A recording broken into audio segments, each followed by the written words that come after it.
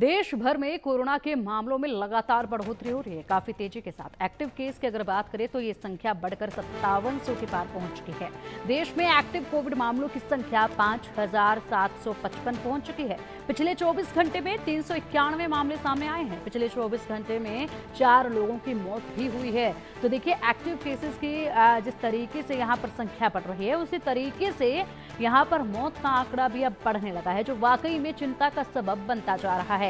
ऐसे में जो ये रौद्र रूप धारण कर रहा है कोरोना, इससे लोगों को सजग होना होगा, लोगों को सावधानी बरतनी होगी, बेहद जरूरी है। लगातार डॉक्टर सलाह दे रहे हैं कि आपको डरने की जरूरत नहीं है, लेकिन सावधानी बरतने की बेहद ज्यादा जरूरत है।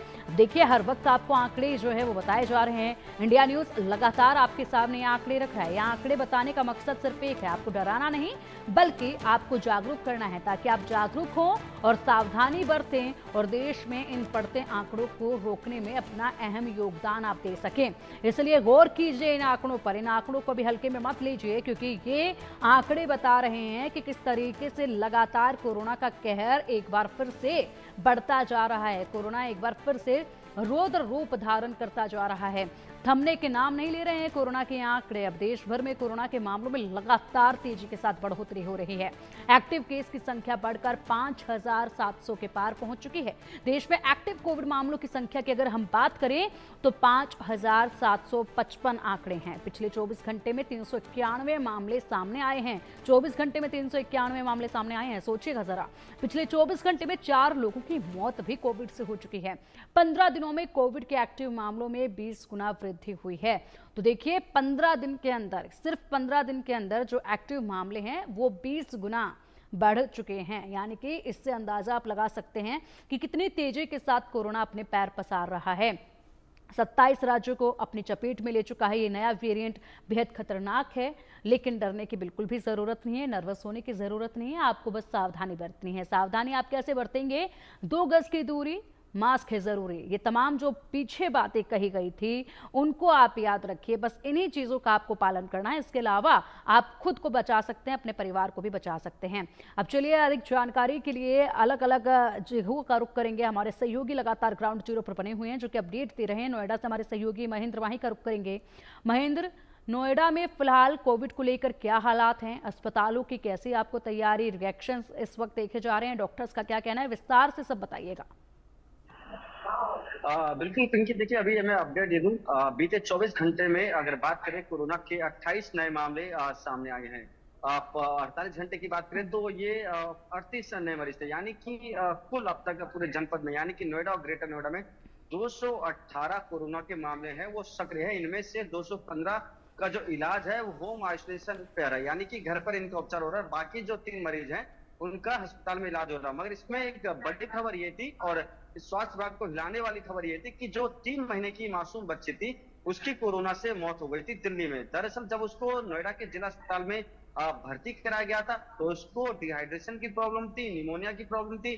जो बच्ची की हालत बहुत ज्यादा गंभीर हो गई। जब नोएडा के स्वास्थ्य विभाग के अधिकारियों ने अपने हाथ खड़े कर दिए तो उसको दिल्ली के अस्पताल में भर्ती कराया, जहां उस उपचार के दौरान उस मासूम बच्ची की मौत हो गई। मौत होने के बाद जब जांच रिपोर्ट सामने आई तो हर कोई चौकन्ना रह गया, हैरान हो गया।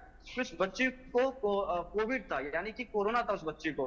तो कह सकते हैं कि जनपद में पहला ऐसा केस है जहां कोरोना से बच्ची की मौत हो गई है। और बार बार इंडिया न्यूज एकमात्र ऐसा चैनल है जो पूरे दिन अपने तमाम व्यूअर्स को समझाता है और जागरूक करता है कि इस कोरोना को हमें बिल्कुल लाइटली नहीं लेना है, खासकर छोटे बच्चों के लिए और घर में जो आपके बड़े बुजुर्ग हैं उनके लिए। क्योंकि जो नौजवान है वो इस कोरोना को झेल जाएंगे, जो इसके वेरिएंट उसको झेल जाएंगे, क्योंकि इम्यूनिटी पावर स्ट्रांग होती है। मगर खासकर जो छोटे बच्चे होते हैं, जो नवजात शिशु होते हैं, या जो बूढ़े बुजुर्ग होते हैं, उनके लिए कोरोना बहुत घातक हो चुका है।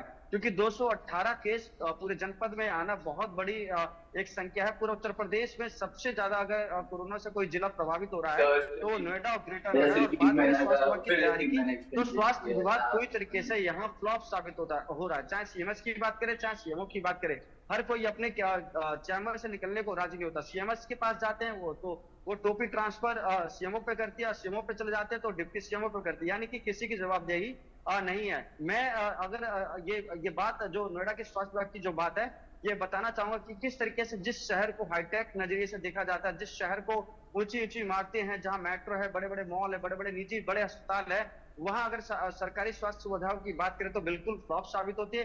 खासकर देखिए 2 दिन पहले ही यहाँ आरटीपीसीआर की जो जांच है वो शुरू हुई। उससे पहले यानी कि बीते 10 से 15 दिनों से लगातार जो गरीब जनता है, जो बेचारी पूरे दिन में 100-200 रुपए कमाती है, वहां जांच कराने जाती है तो वहां कोविड का जांच नहीं होता।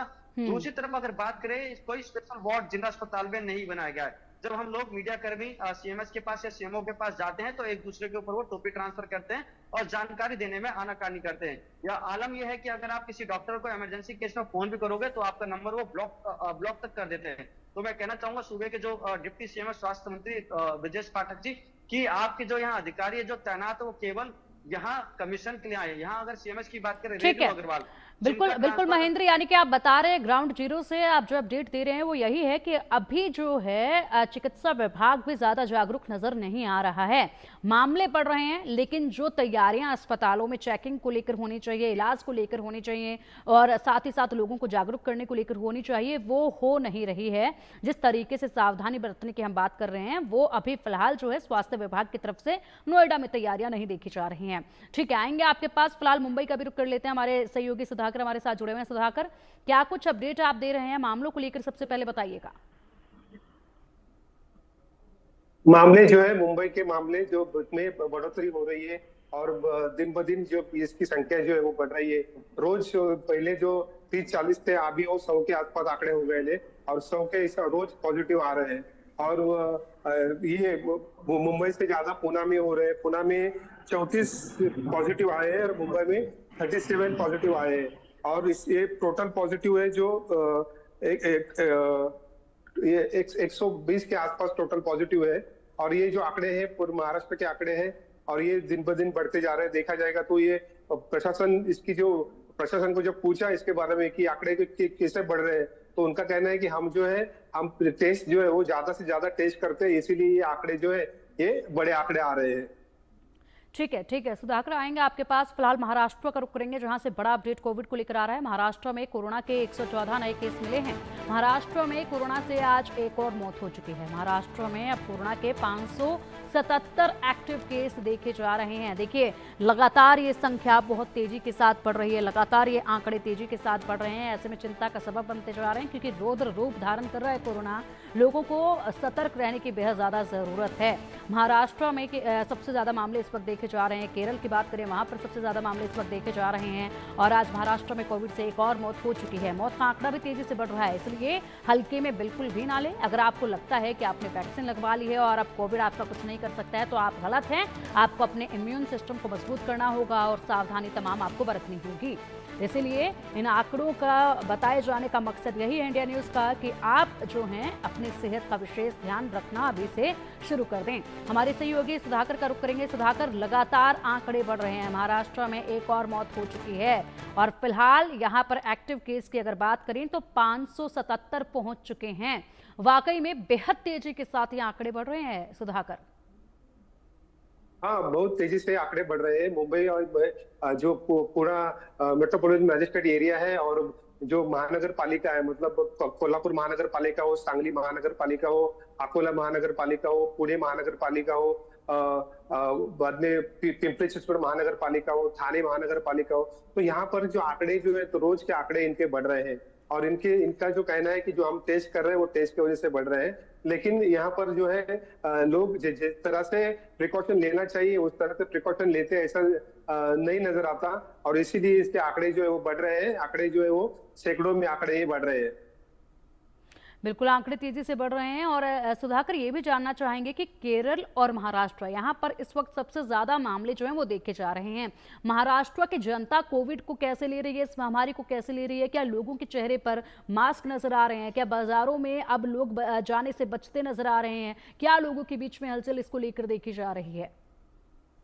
नॉर्मल लाइफ जी रहे हैं महाराष्ट्र के लोग। यहाँ पर कहीं पर भी मतलब मास्क पहनने की प्रमाण जो है वो कम है और लोग जो है यहाँ आते जाते रहते हैं। उनका जो दिन कर्म है वो कंटिन्यू करते रहते हैं। उनमें कोई ये नहीं है मास्क नहीं पहनते और दूसरी प्रिकॉशन जो है वो बहुत कम तौर पर लेते हैं। बाकी जो है उनका प्रमाण जो है एक जो बीमार लोग हैं उनमें ये प्रमाण ज्यादा है और उनमें कोरोना का प्रभाव जो है वो बढ़ता जा रहा है। बाकी जो लोग हैं वो उनको कुछ दिक्कत नहीं है, वो नॉर्मल लाइफ जी रहे। ठीक है सुधाकर, बहुत शुक्रिया आपका इन तमाम जानकारियों के लिए। और महेंद्र, आपका भी बहुत बहुत शुक्रिया।